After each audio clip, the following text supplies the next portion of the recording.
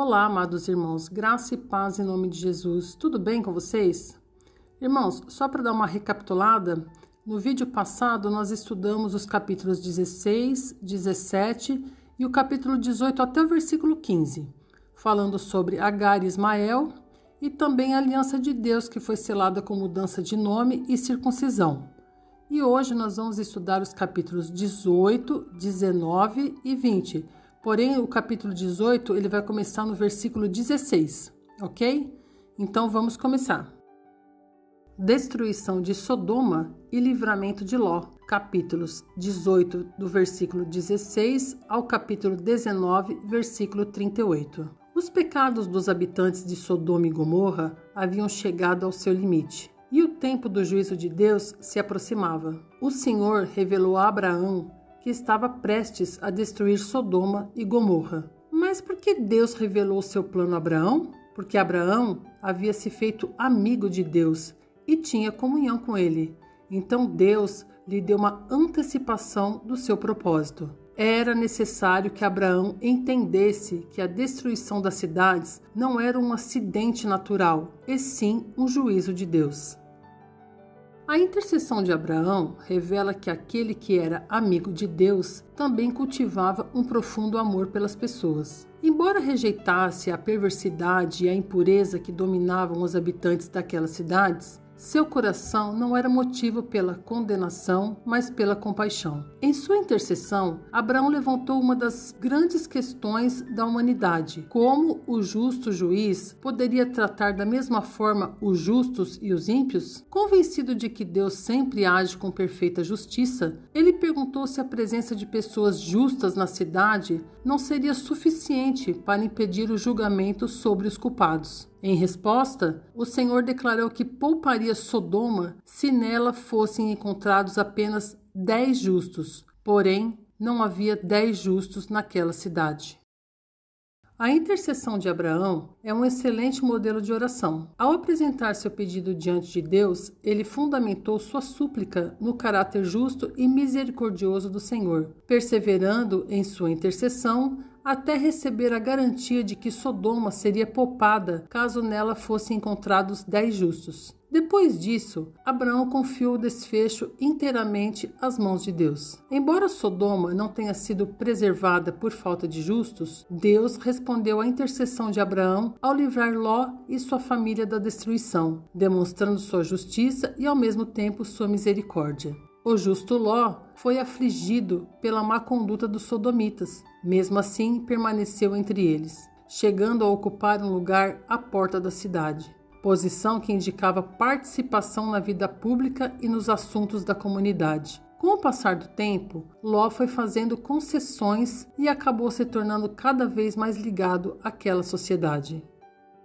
Quando anunciou aos futuros genros que Deus destruiria a cidade, eles não levaram sua advertência a sério, pois sua vida já não transmitia a firmeza de um testemunho convincente. Mesmo diante da iminência do juízo divino, Ló hesitou em partir, demonstrando quanto seu coração estava preso aos bens e à estabilidade que havia conquistado. Foi necessária a intervenção dos anjos para retirá-lo dali. Por que a esposa de Ló olhou para trás? Porque seu tesouro e o seu coração estavam naquela cidade. Ao olhar para trás em desobediência à ordem do Senhor, a esposa de Ló foi alcançada pela chuva de fogo e enxofre. É provável que seu corpo tenha sido rapidamente coberto por uma espessa camada de sal, tornando-se uma estátua como um permanente sinal de advertência. Sua história ensina sobre o perigo de um coração preso às coisas desse mundo.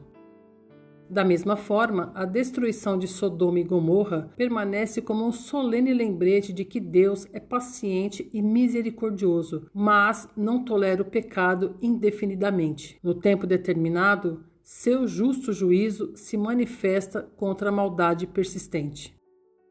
A região ao redor do Mar Morto possui características geológicas singulares. Em suas proximidades existem depósitos naturais de betume, petróleo, enxofre e grandes formações de sal. Com base nessas características, alguns estudiosos sugerem que Deus pode ter utilizado fenômenos naturais sob seu controle para executar o julgamento descrito em Gênesis, provocando uma grande explosão que lançou materiais inflamáveis sobre as cidades. Dessa forma, teria ocorrido literalmente uma chuva de enxofre e fogo da parte do Senhor desde os céus, conforme descrito em Gênesis capítulo 19, versículo 24. Até os dias atuais, podem ser vistas formações rochosas de sal na região sul do Mar Morto. Uma dessas colunas é tradicionalmente conhecida como Esposa de Ló, em referência ao relato bíblico, embora essa identificação faça parte da tradição local e não possa ser comprovada historicamente. Muitos pesquisadores também entendem que a área onde se localizavam Sodoma e Gomorra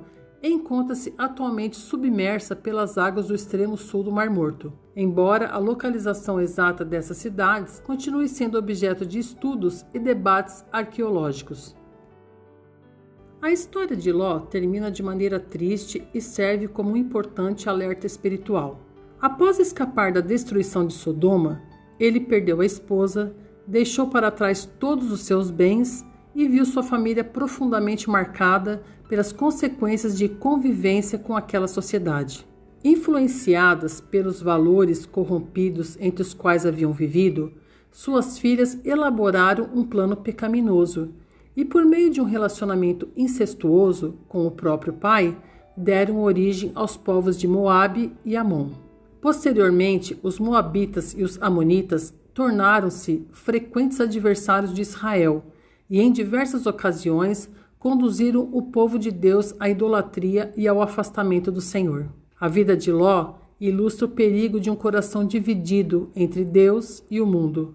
Embora tenha sido salvo do juízo divino, suas escolhas trouxeram perdas profundas para sua família e para o seu legado. Sua história ensina que quem busca conciliar a fé com os valores deste mundo corre o risco de sofrer graves consequências. Como afirma a Escritura, Ló foi salvo, mas sua vida ficou marcada por perdas que poderiam ter sido evitadas.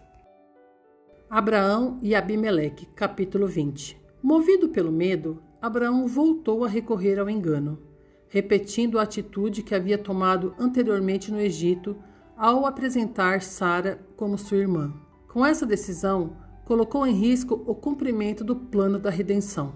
Alguns estudiosos entendem que esse episódio pode não estar registrado em ordem cronológica, pois Sara já teria cerca de 90 anos nessa ocasião. Por isso, sugere que os acontecimentos descritos possam ter ocorrido nos primeiros anos da permanência de Abraão em Canaã.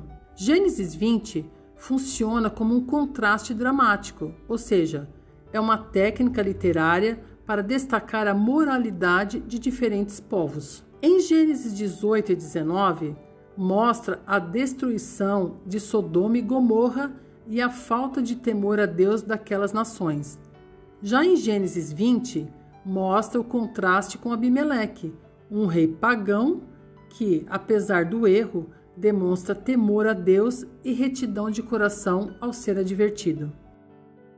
E por fim, nesse capítulo, Deus chama Abraão de profeta. Esse título não indica que ele exercia o mesmo ministério dos profetas que surgiriam mais tarde em Israel, mas destaca seu relacionamento íntimo com Deus e seu papel como intercessor em favor de outras pessoas. Também é nesse relato que aparece a primeira referência bíblica à cura concedida por Deus em resposta à oração, descrito em Gênesis capítulo 20, versículo 17.